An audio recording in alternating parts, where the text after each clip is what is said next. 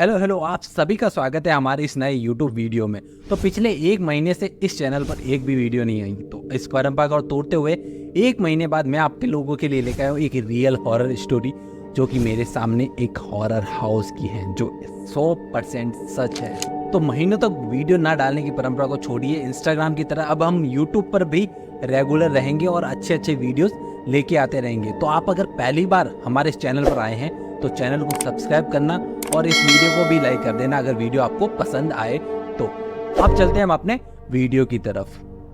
तो आज मैं आपको अपने घर के पास बने एक हॉरर हाउस की कहानी बताने वाला हूं, जिसके बारे में मैंने आप लोगों से इंस्टाग्राम पे पूछा था। तो कहानी कुछ ऐसी है कि कुछ टाइम पहले मैं इंस्टाग्राम पर लाइव था, तब मैंने सभी को अपने मोबाइल के कैमरा से एक हॉरर हाउस दिखाया था और उस घर की छोटी सी कहानी मुझे पता थी तब मैंने बताई थी, ठीक है। और कुछ टाइम पहले मैंने इंस्टाग्राम पे एक स्टोरी डाली थी कि जिस हॉरर हाउस की मैं बात कर रहा हूँ उस घर में कुछ एक फैमिली रहने आई है, और ये फोर्थ फैमिली थी जो मेरे सामने उस घर में रहने आई थी।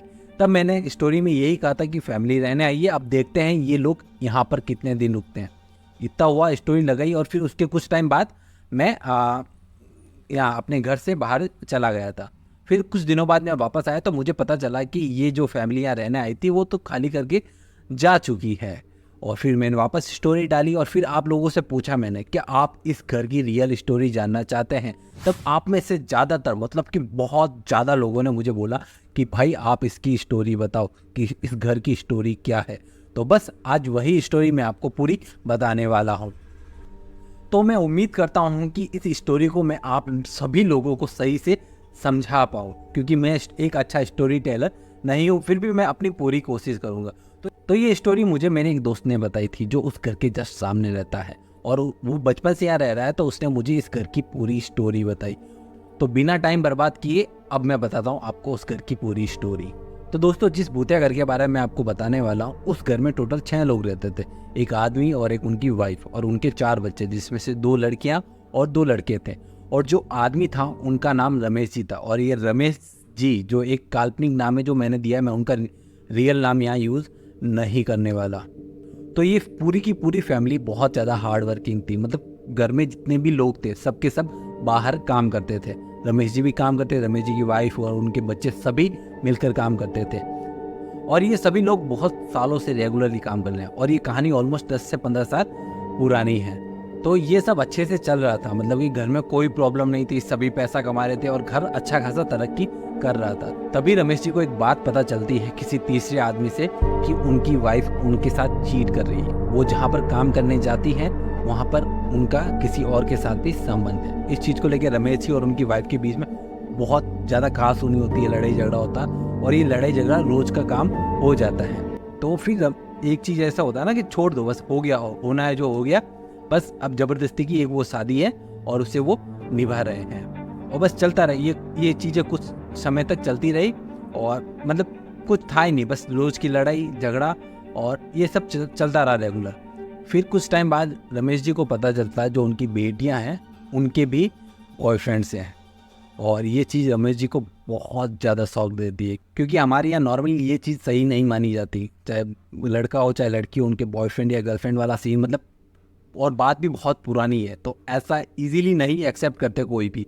तो उनको भी इस चीज़ से बहुत ज़्यादा शौक लगा, और वो इस चीज़ को भुला ही नहीं पा रहे थे कि उनकी बेटियों के भी, मतलब कुछ समझ आइए इस चीज़ को क्या बोल रहा हूँ मैं। रमेश जी के दिमाग में ये चीज़ एकदम बैठ गई कि पहले उनकी वाइफ और अब उनकी बेटियाँ भी उनकी, मतलब कि कंट्रोल में नहीं है, उनके साथ नहीं है, और वो अपने मन मर्जी की ज़िंदगी जी रहे हैं, समथिंग ऐसा ही कुछ। तो फिर एक दिन रमेश जी बाजार गए, वहाँ से रस्सी खरीद के लाए ताकि वो उससे फांसी लगा सके। रास्ते में रमेश जी के एक दोस्त ने उनसे पूछा, भाई तू इतनी सारी रस्सी का क्या करेगा? तो रमेश जी ने कहा कि इसके बारे में आपको कल बताता हूँ। लेकिन फिर वो कल कभी आया ही नहीं। रमेश जी सीधा घर आते हैं, उस रस्सी का फंदा बनाते हैं और फांसी लगा लेते हैं। अब आपको लगेगा कि भूतिया कहानी यहाँ से शुरू होगी, तो रियल में भूतिया कहानी यहाँ से भी शुरू नहीं हुई। अभी तक कुछ भी भूतिया नहीं हुआ। रमेश जी को फांसी लगाए और मरे हुए कुछ समय हो चुका था। उनकी जो बाकी 5 लोग थे फैमिली वाले, मतलब उनकी वाइफ, उनकी 2 बच्चियाँ और उनके बच्चे, सभी अब भी इसी घर में रह रहे थे। तो कुछ समय बाद जो वाइफ थी उनकी, रमेश जी की वाइफ, उन्होंने ये मकान किसी आदमी को बेच दिया, और वो सब के सब, मतलब कि पूरी फैमिली यहाँ से कहीं और शिफ्ट हो गई। अब जो न्यू ओनर था उसने ये घर किराए के लिए किसी और आदमी को दे दिया ताकि पैसे आ सके, और यही नए किराएदार ने एक इतनी बड़ी भूल कर दी जिसके कारण ये घर भूतिया घर बन गया, और आसपास के लोग भी इस चीज़ की गवाही देते हैं। तो जो नए किराएदार थे उन्होंने घर की साफ सफाई तो की ही की, साथ में एक हनुमान जी का मंदिर था, और कहानी उसी हनुमान जी के मंदिर से जुड़ी हुई है। मैंने स्टार्टिंग में आपसे कहा था कि रमेश जी हनुमान जी के बहुत बड़े भक्त थे, और वो मंदिर उनको अपनी जान से भी प्यारा था। तो जो नए किराएदार आए थे उन्होंने उस मंदिर को तोड़ दिया ताकि वो उस मंदिर को घर के किसी और हिस्से में शिफ्ट कर सके। लेकिन यहीं से पूरी कहानी शुरू हुई। जिन किराएदारों ने वो हनुमान जी का मंदिर तोड़ा था, उसके कुछ ही दिनों बाद वो इस घर को फास्ट में, मतलब कि जितना जल्दी हो सके उस घर को खाली करके वहाँ से निकल गए। फिर इस घर में कई बार पूजा पाठ हुई, कई बार मतलब कि कई बार, लेकिन कोई भी आदमी इस घर में नहीं टिक पाया। फिर घर का जो न्यू ओनर था उसने इस मकान को किसी और आदमी को बेच दिया, और फिर जिसने ये मकान खरीदा था उसने इस घर को अच्छे से रेनोवेट कराया वापस, मतलब कि जो टूटी वूटी चीज़ें थी वो सब सही करवाई, पूजा पाठ करवाया, और फिर वो घर वो आगे आगे लोगों को किराए देने लगा।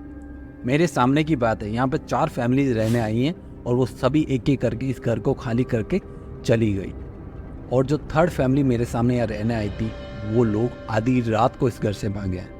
और जो 4th फैमिली यहाँ रहने आई थी और उन्होंने 2 दिन बाद ही घर खाली कर लिया, लेकिन जब वो घर खाली कर रहे थे तो उन्होंने आसपास के लोगों को कुछ बातें बताई, जैसे कि उनकी घर में जो भी इलेक्ट्रॉनिक की चीज़ें थी वो सारी खराब होने लग गई। घर में जो भी कपड़े पड़े रहते एक टाइम तो वो सही रहते, फिर अगले टाइम वो फट जाते ऑटोमेटिकली। और फिर उन्हें कभी कभी ऐसा फील होता कि घर के जो रूम के गेट होते हैं वो खुले हैं, फिर भी कोई ना कोई उन्हें लगातार नॉक कर रहा है। और सबसे शॉकिंग वाली चीज़ कि आधी रात को ये चीज़ें होती थी और उनको ऐसा फील होता था कि कोई छत से नीचे आ रहा है सीढ़ियों के सहारे, और बार बार कोई ऊपर जा रहा है, बल्कि वहाँ उन्हें कोई दिखाई नहीं देता। मतलब कि घर में कुछ ना कुछ ऐसी चीज़ें होती रहती थी जो मतलब कि एक नॉर्मल इंसान सहन ही नहीं कर पाएगा कि उसके सामने कुछ ऐसी चीज़ें हो रही हैं। और उस पूरी फैमिली को कुछ ना कुछ अजीब व गरीब चीज़ें दिखाई भी देती, फील भी होती, और इसलिए उन्होंने जल्द से जल्द इस घर को सिर्फ 2 दिनों के अंदर इस घर को खाली करके, तो यही स्टोरी है मेरे सामने जो भूतिया घर है उसकी। और रियल में मेरे सामने यहाँ पे 4 फैमिलीज रहने आई, और कोई भी मुश्किल से 10 दिन रही होगी, ज़्यादा से ज़्यादा 10 दिन। और इस पूरे एरिया में जहाँ पर मैं रहता हूँ वहाँ पे किराए का खाली मकान मिलना बहुत मुश्किल की बात है। और जब मैंने स्टोरी डाली थी कि ये मकान फिर से खाली हो गया, तब से ये मकान आज भी खाली है। और अब अगली बार यहाँ अगर कोई रहने आएगा तब भी मैं इसको इंस्टाग्राम पे बताऊँगा आपको कि हाँ यहाँ कोई फैमिली रहने आई है और वो फैमिली यहाँ पर कब तक रहती है। तो यही यहाँ की पूरी कहानी थी जो मुझे मेरे एक दोस्त ने बताई थी, जो इस घर के एकदम सामने रहता है, और वो बचपन से यहीं पे रह रहा है और उसको इस घर के बारे में ए से लेकर जेड तक की पूरी जानकारी है। मैं तो इतना ही कहना चाहूँगा कि भगवान इनकी आत्मा को शांति दे और इनकी आत्मा को मुक्ति प्रदान करे। तो अब मैं आपसे पूछना चाहूँगा कि इस बारे में आपके क्या विचार है? क्या रियल में यहाँ कोई भूत है या फिर लोग बस मतलब कि 4 फैमिली, ये मेरे सामने की बात है इसलिए मैं इस पर पूरी तरह से विश्वास करता हूँ। और मेरे सामने लोग यहाँ से गए हैं, एक था जो 3री फैमिली थी वो तो रात को खाली करके गई, आधी रात को। तो मैं तो इस चीज़ पर पूरा विश्वास करता हूँ, लेकिन आप लोग इस बारे में क्या सोचते हैं?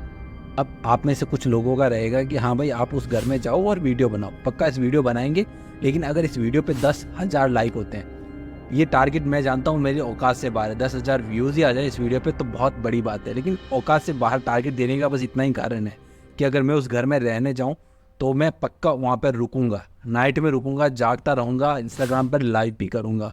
लेकिन मैं थोड़ा मेंटली और फिजिकली उस चीज़ के लिए प्रिपेयर होना चाहता हूँ। मेरी औकात नहीं है कि मैं जाऊँ और डायरेक्टली एक हॉरर हाउस में रहना शुरू करूँ, जिसको मैं खुद देखता आ रहा हूँ कि लोग वहाँ पर नहीं रुक पाए। तो अगर आज नहीं तो 6-7 महीने बाद जब भी इस वीडियो पे 10,000 होंगे तो मैं मेरा प्रॉमिस याद रखूँगा और मैं उस घर में जाऊँगा रहने, प्रॉमिस है ये मेरा। और अगर आपको ये वीडियो पसंद आया तो इस वीडियो को लाइक करो और चैनल पर पहली बार आए हैं तो सब्सक्राइब करो।